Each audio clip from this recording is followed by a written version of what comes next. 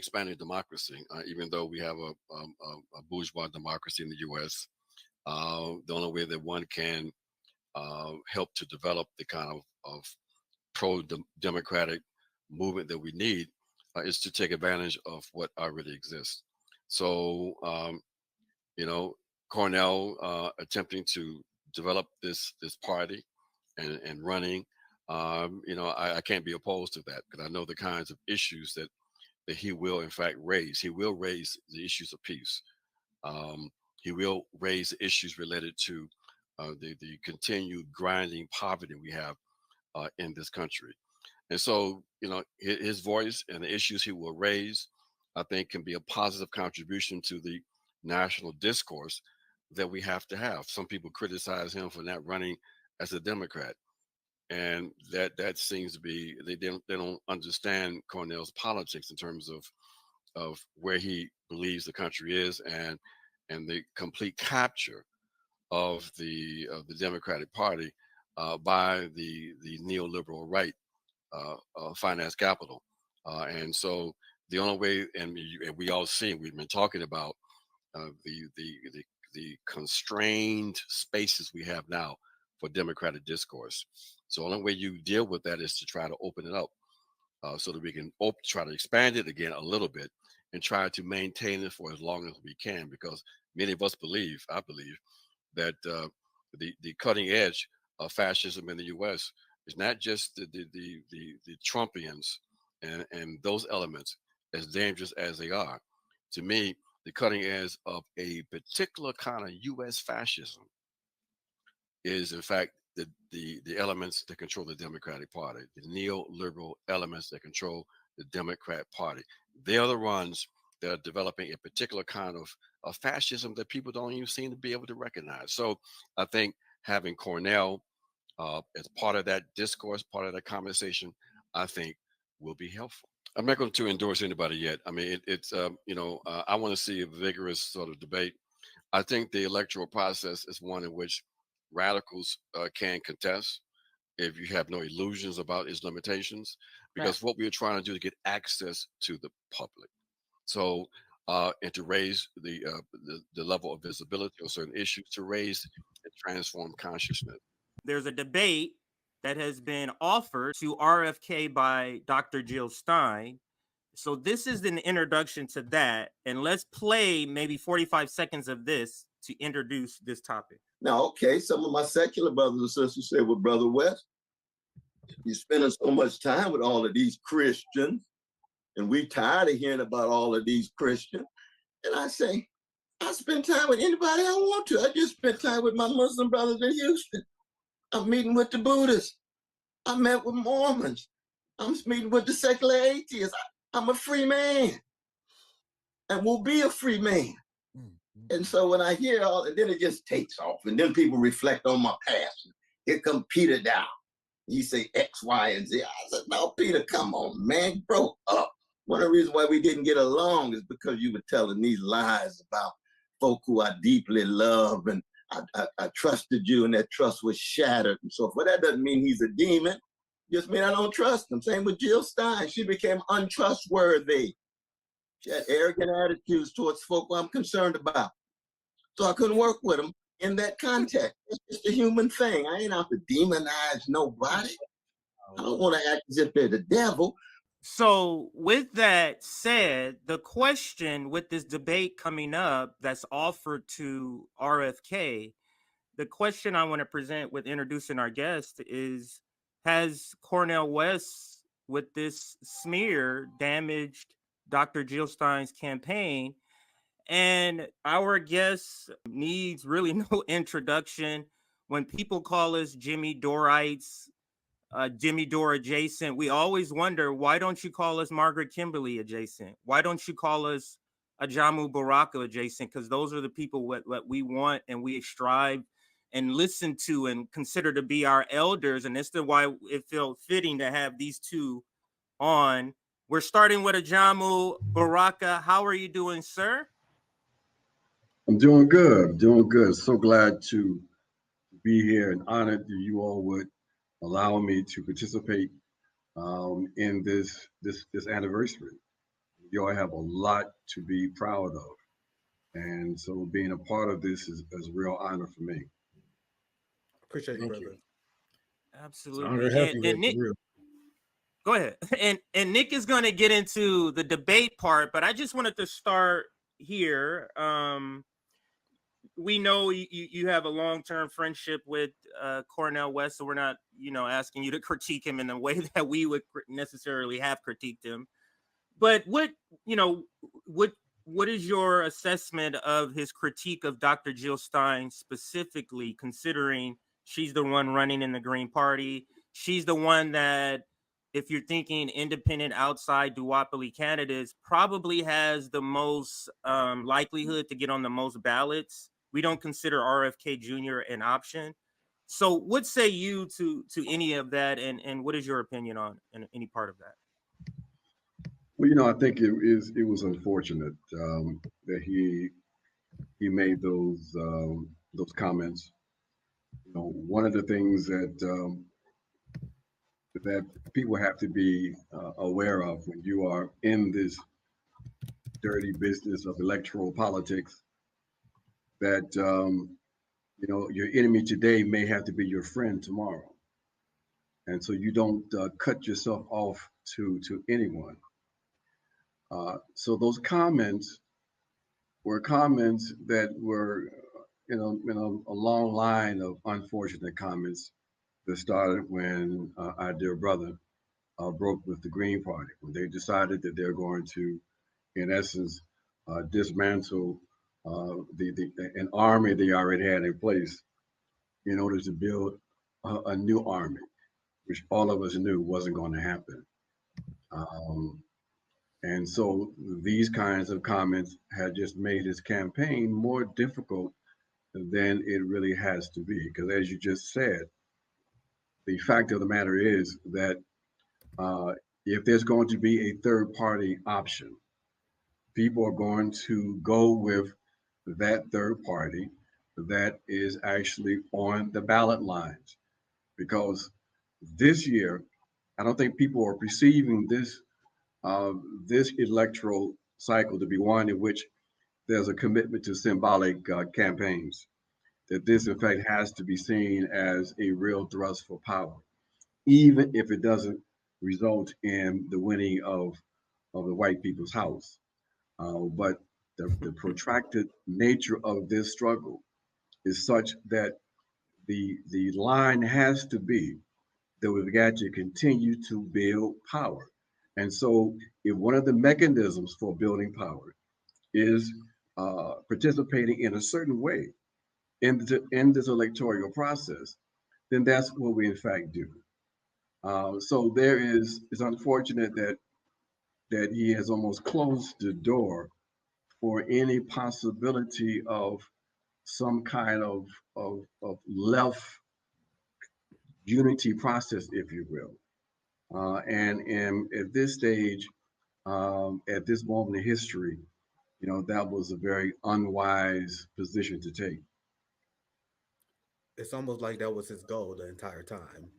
I won't make anyone say that, but it seems weird to me in a time where you have a record amount of people interested in not only just third party, but left third party. That's the important point, because it's anti-war third party.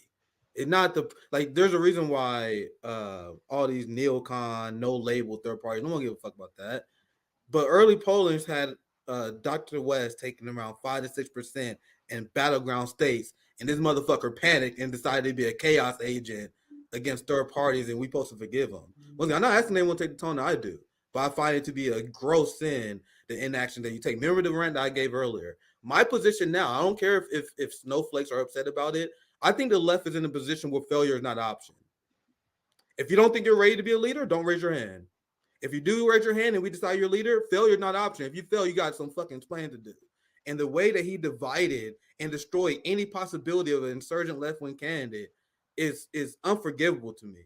Is infiltrator shit, and it's something that should be called out. Rome, CJ, anything you guys want to add before I bring up? For him to be No, go ahead, a well-spoken man. Sorry, for him to be so well-spoken, and the clip that we seen before, we got our guest here. for him to just, rant off and say, well, she's untrustworthy. Like, you have to back up stuff like that, man, because we only see what you tell us and what you guys show us. So what was she untrustworthy on? What was the problem? What is the real problem with you and Dr. Jill Stein? That's what really took me off. It wasn't even really the RBN thing, because this whole thing is way bigger than RBN, right? And it really put a wedge in between the left and people that was going for Dr. Cornel West or Dr. Jill Stein, people who wanted them to join up on a ticket together. It really put a wedge on people. And, we got people reaching out to me, and I just got to tell them, sometimes I just get tired of answering. So I'm like, I'm not a voter. Don't even, It wasn't supposed to be about RBN. To me, Rome, it's still weird that he attacked us. Yeah. By name. Because if you guys was on Black Twitter, everybody on Black Twitter was roasting that cornball after the Alexei Navalny tweet. This motherfucker was trending, and trust me, I'm very online. Black Twitter had a field day with this motherfucker. Every black communist, every black Marxist, every black anti-imperialist was like, bro, what the hell is wrong with you? But he went after us, though. That was my initial reaction, bro, really? We just had the same criticism everyone else had. But he felt the need to come after us by name. So, Rome, you're right. And this is why I always felt it wasn't about us. It's way bigger than us. Why you make it about us? It feels like Ajamu wants to chime in. Go ahead. Go ahead, sir. It feels like you wanted to chime in. But it was kind of funny. But in his imagination, and this may be a testament to you all. You seem to kind of represent for him left legitimacy, and the very fact that you all sort of raked him over the coals, when he started sort of responding in a wild kind of way. I mean, for him, it was RBN, and because RBN is one that led the attack on him. It wasn't, it wasn't something that I think was thought out. It was, again, another example of emotionalism. Look, the fact that the so-called betrayal of Jill Stein, and even to a certain extent, me, for Cornel was the fact he said something about you too. I forgot about that. We forgot about that. That is so true. Yeah. I'm sorry. Go ahead. Yeah, and I we caught up with each other in Houston about a month and a half ago. We talked some things through. Okay. But okay. What it was is that he felt that when he broke with the Green Party, that we should stay with him. And I had to tell the brother, I said, brother, we didn't leave your campaign. You left your campaign. Okay. But basically, this was never about you. Right. But because he had people in his ears, Nina Turner and other folks, yapping in his ear about it's all about you and this and that, as much as the brother tries to be humble, it's going to get to you. It's going to get to you. And because he had no experience in the electoral process, in particular as a third party candidate, he didn't have a clue as to how difficult it was going to be to try to build from the bottom up an apparatus that would have the capacity to get on these ballots across the country. So, we still support the brother. That's why I didn't really make any public commentary on this. Yeah, we noticed that. Jill tried to be restrained also, but he kept on coming. The party and the issues with the party. What are the issues with the party? The issue with the party is that it didn't seem like he wanted to subject himself to a collective process. Okay. Right. We told him from the very beginning that the party isn't just going to, even though everybody was excited in that party, they weren't going to just, they didn't have the apparatus, the ability to just hand you the nomination. Yes. You had to go through the process. There was no way he wasn't going to get the nomination. But he talked about the number of debates and all of this. And in the process of trying to explain why he sabotaged his campaign, he continued to smear the Green Party. And I said, brother, all I know is this, that when you came over to the Green Party, the first thing that happened was literally thousands of volunteers hit the streets. Wow. And they started getting the party on ballots across the country. Okay. And then you turn around and your answer to them is to smear the party. How can you principally stand with something like that? We couldn't do it, you know. And so this is where we are. So, you know, this is unfortunate, but this is the reality. And and Nick was saying how upset he is. I can't even tell you how upset I am, because basically everything was in alignment for a historic run. Okay, Oh my God, yeah. look at the numbers of people who are uncommitted. Okay, you know, almost 50% of the Democrat Party voters said that they will consider a third party option. Okay, and what other person, you know, once we get him grounded in the policies, had the potential to really articulate some left positions, what other person would have had the ability to start walking Black folks out of the Democrat Party besides a Cornel West? What other leftists do we see today that can still get invited to come on CNN and talk shit? Okay, so you know, it was all in alignment, and it's unfortunate, but I think he understands that. Now, I wish the brother luck. If he can still pull it off, that's fine. But, you know, they opt out of the Green Party, but then they had to go start doing all this work with all these little weird parties across the country, Yeah. trying to get on the ballots, you know? So, you know, That was our You whole- have the same analysis that we had. It felt like the stars were aligning. That was the only reason. And Nick said, we said it when he came in interviews with us. We're not that into electoral politics. We're using your campaign as a vehicle for beyond 2024. That's why we're here. That's why RBN is invested, Cornel. That's it. We don't have any other your vehicle. You are galvanizing. You can bring in Black folks to the Green Party, which is sorely needed for this party, considering the policy positions they have. And it was just a fumble of the ball. I know, Nick, we got maybe 10 minutes left with him, so I'll pass to whoever, and then we can get to the debate questions. I mean, that was our whole thing, though. Like, first of all, happy anniversary, JB. Do you know what today is, bro? Do you know?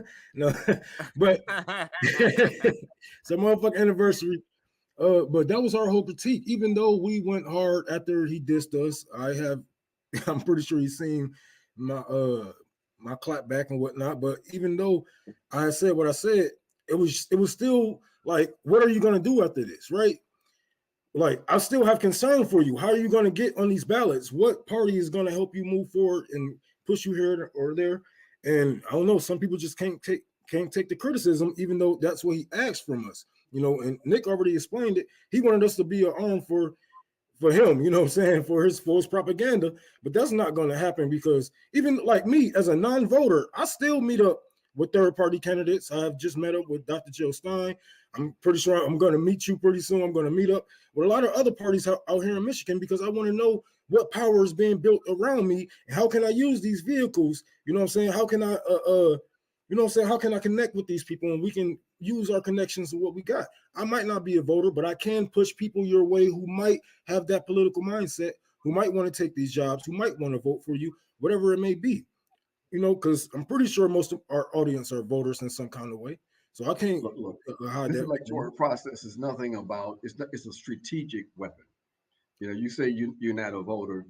You know, the first time and only time I ever voted in my entire life was in 2016. And that's when I voted for myself.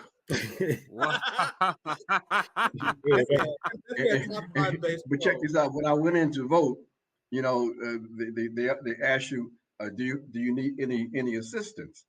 You know, And I told the woman, I said, yeah, I need some assistance because I never voted. And she thought I was kidding. She just laughed. And she didn't. So I had to go there and figure out how to, in fact, vote for myself. Okay. But I've been doing this. I've always seen the possibility or the potential of utilizing this electoral process in a revolutionary way. You see, it ain't about no candidate-centered bullshit.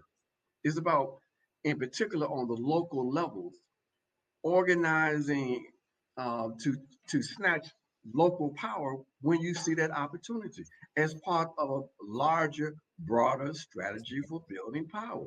Okay, and so whoever you all run, they are representing an already constructed constituency from your organization, from your movement.